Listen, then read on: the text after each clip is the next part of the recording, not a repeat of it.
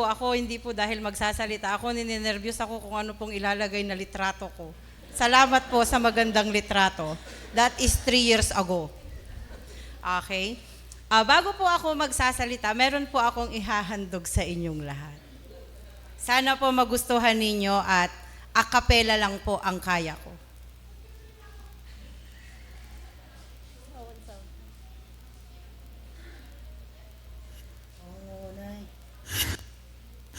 On a hill far away stood an old rugged cross, the emblem of suffering and shame.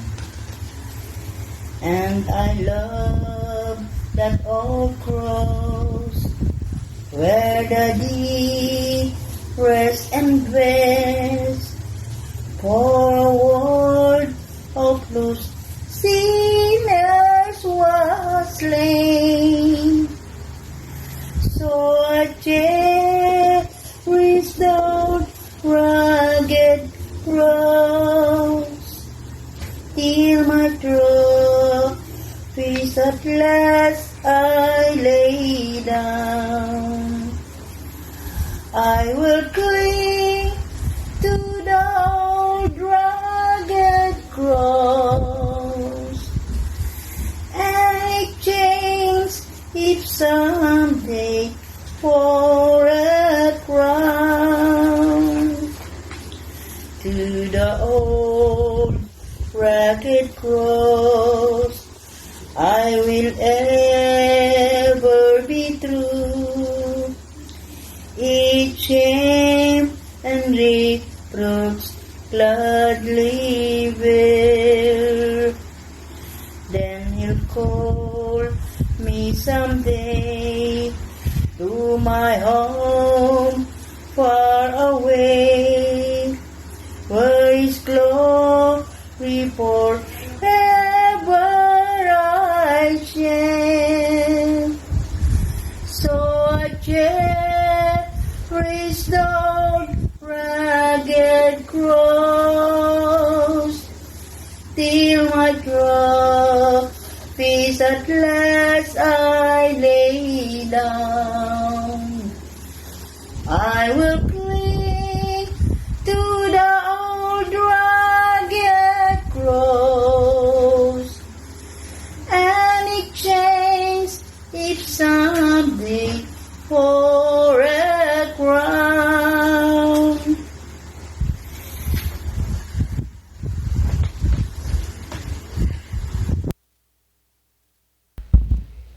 Nagustuhan niyo po ba yung kanta ng nanay ko?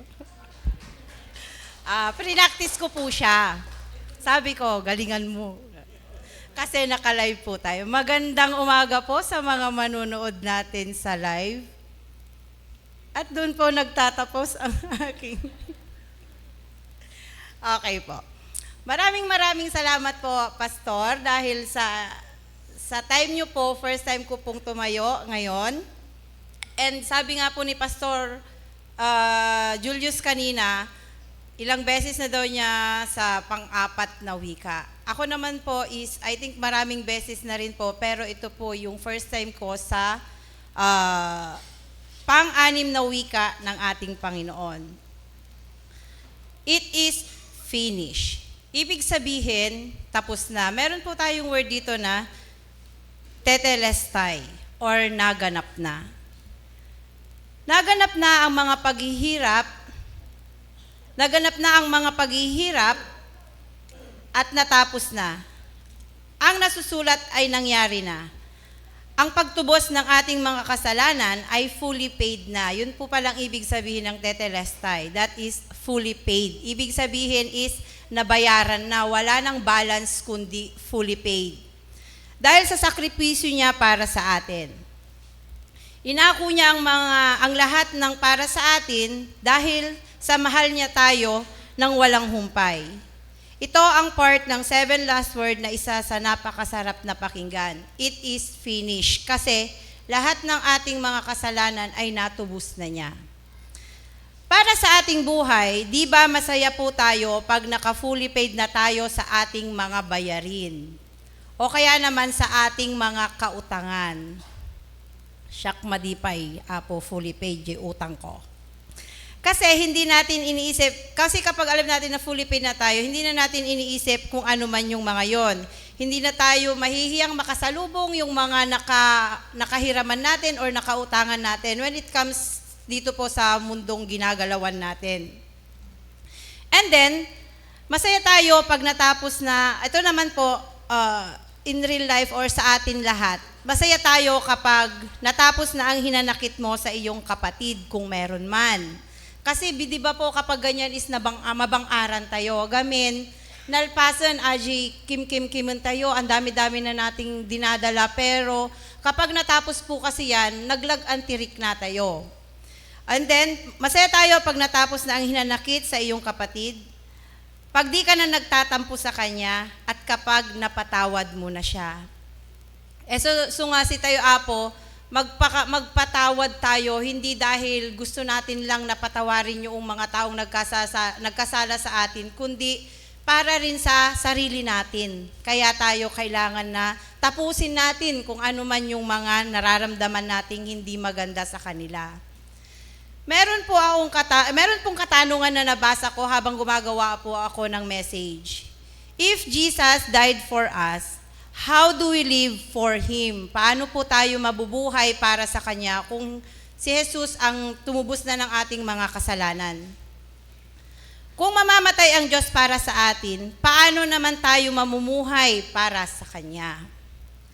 Sa ating mundo, bilang mga tao na nabubuhay, pag tayo po ba ay dumating na sa punto na sasabihin din natin na it is finished or naganap na, worth it ba na habang nandito ka sa piling ng iyong kapwa ay naging maayos kang tao?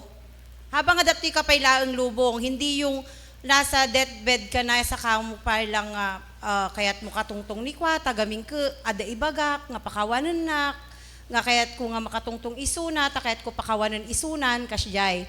Sana habang nandito pa tayo is gawin na natin yon kasi ang haba ng panahon na binigay sa atin ng Panginoon para gawin yun. Iso nga, ibaga tayo kanyadan, aging ganang adaptoy tayo pa. Kasi hindi natin alam kung kailan natin yan pwedeng sabihin. Hindi rin naman natin pwedeng sabihin yan pagpatay na tayo. Kasi it's the end, tapos na eh. So, ay natuyakot. Habang nandito ko pakapiling ng iyong kapwa, ay dapat maging, eto po. Worth it ba na habang nandito ka sa piling ng iyong kapwa ay naging maayos kang tao? Naging makatwiran ka ba? Naging pabigat ka ba? May inapakan ka bang kapwa mo? Nanlamang ka ba? Nakatulong ka ba? Naging masaya ba tayo sa pagtulong o pagtumulong is kinakailangan lang na may kapalit? Tayo po ba ay naging Kristiyano lang sa nguso at hindi tayo naging Kristiyano sa puso? Sabi nga po, tao lang daw tayo, nagkakamali, nagkakasala. Pero pag ang pagkakamali at pagkakasala ay inuulit-ulit, tas hihingi ng tawad, tas gagawin na naman ang pagkakamali, ano po kaya ang tawag natin doon? Di po ba tayong mga tao mahilig mag-expect? Baka po mamaya ang in-expect natin ay makakapiling natin ang Diyos pagdating ng araw. Hindi po pala mangyayari doon dahil andito pa lang tayo sa mundo, against na tayo sa naisin ni Lord. Sa mga naisin ni Lord na ginagawa natin. Kumbaga is, nandito tayo sa lubong, ay nandito tayo sa mundo, pero yung mga inuutos niya sa atin, hindi natin ginagawa. Lahat tayo ay pinapangarap natin nasa finish line, pag pinaglinya tayo at makakapasok tayo dahil doon ay nandun ang ating mga pangalan. Alam niyo po yung may mga memes sa FB na kung minsan nervous da, kung nasa langit da, tapos inakalinya da, tapos titignan daw yung pangalan sa libro, kung nandun ba yung pangalan natin. Alam niyo, meron akong napanood na ganun, habang pinapanood ko siya, panunutok.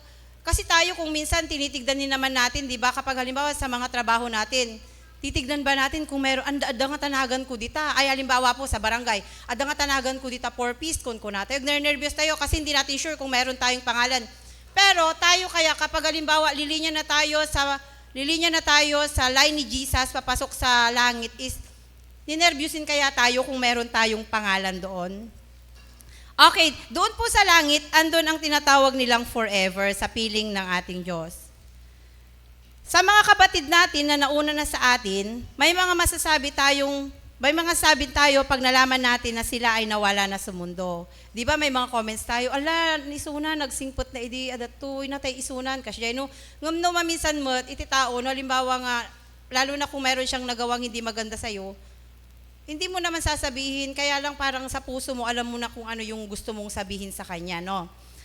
Tayo mga andito pa at di pa tapos ang lakbayin sa mundo, napakasimple ng sinasabi ng Panginoon. Magmahalan at iba-iba ang paraan ng pagbibigay ng pagmamahal sa kapwa. Huwag po nating gawing komplikado pag nagmahal tayo ng ating kapwa. Ang simple-simple lang po. Gawin itong simple. Sana, sabi nga po, magkikita-kita tayong lahat sa finals. Sana po pagdating ng panahon na luminya tayo, magkakalinya tayo at lahat tayo papasok tayo sa kaharian ng ating Panginoon. May iiwan po ako, ito last na po, kasi sabi po ni Randy 5 minutes lang. Okay, may iiwan po akong katanungan sa ating lahat. Bilang pagtatapos po ng ika-6 na salita ng Diyos na naganap na, worth it po ba ang ginawa ng Diyos para sa atin? Sa katunungang ito, tayo din po ang makakasagot. Adi nga taing sakripisyo na ni Apo Diyos kanya tayo ket ana nga tayo iti maisumbat tayo kanya na, adi nga inaramid na kada tayo.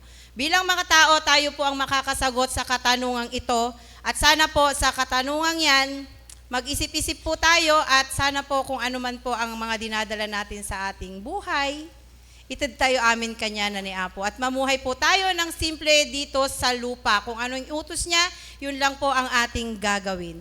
Maraming salamat po.